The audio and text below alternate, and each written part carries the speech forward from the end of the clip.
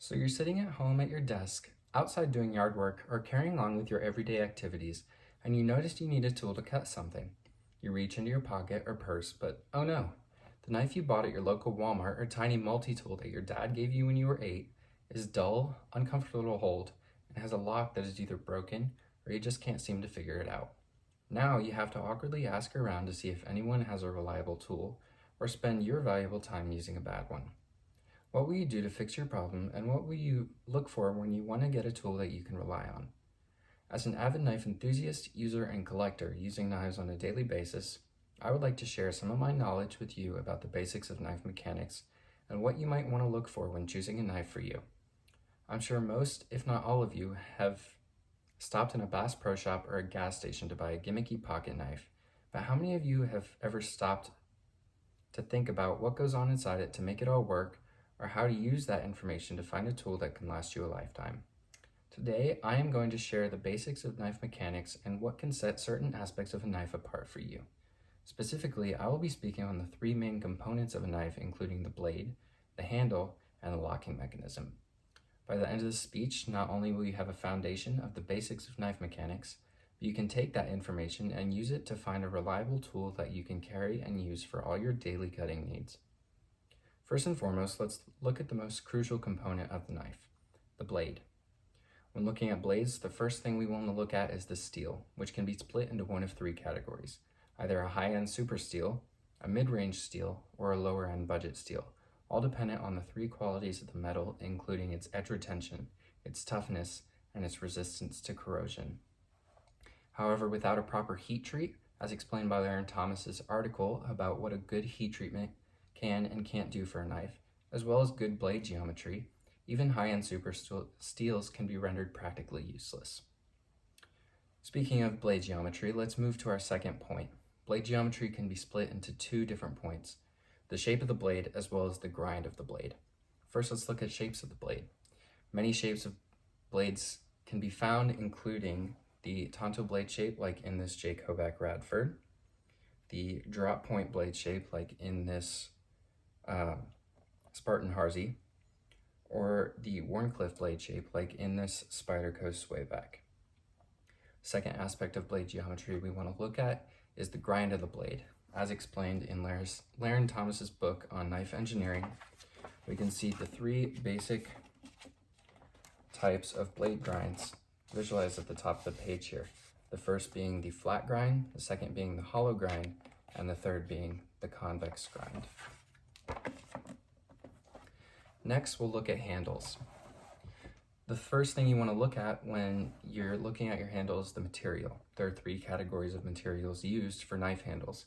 The first being metals like steel, aluminum, or titanium, like in this Kaiser Gemini.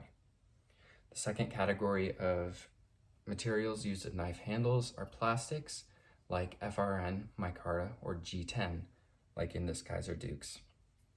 The third and final category of materials used in knife handles are natural materials like bone or wood, like the wood used in this Opinel number 8. The second thing you want to look at in knife handles is the ergonomics, which can be split using the shape of the handle as well as the texture of the handle. Take the Zero Tolerance 609 for example.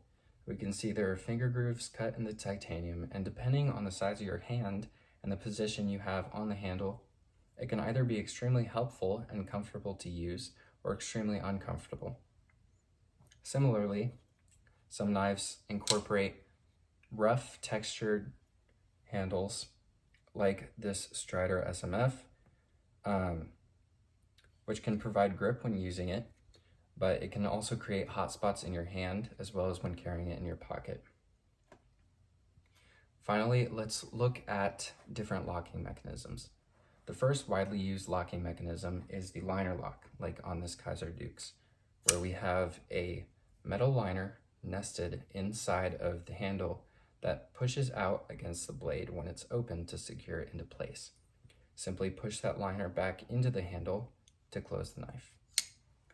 The second commonly used locking mechanism in the knife world is the back lock, like in this Spyderco Pacific Salt. You have a lock bar up top that when you open the knife, it will latch into a notch cut out into the blade, securing it in place. Simply push down on the lock bar to open the knife back and close it. Finally, we have the frame lock or the integral lock, which is my personal favorite. Similar to the liner lock, it has a metal bar that pushes against the blade when opened. However, unlike the liner lock, instead of being nested into the handle, it's incorporated into the handle itself, giving it the name the frame lock or the integral lock. In conclusion, during our short time together, we were able to look at all the basics of blades, handles, and locking mechanisms of everyday knives. Now that you have a foundation of knife mechanics, you can determine what you should look for in the right knife for you and find a reliable tool that you can use for your everyday needs. No more wasting valuable time or accidentally cutting yourself with a dull blade, getting blisters on your hands from an uncomfortable handle, or awkward moments fiddling with a broken or confusing lock. Instead of having to ask around for a tool, you'll be the one everyone knows to come to.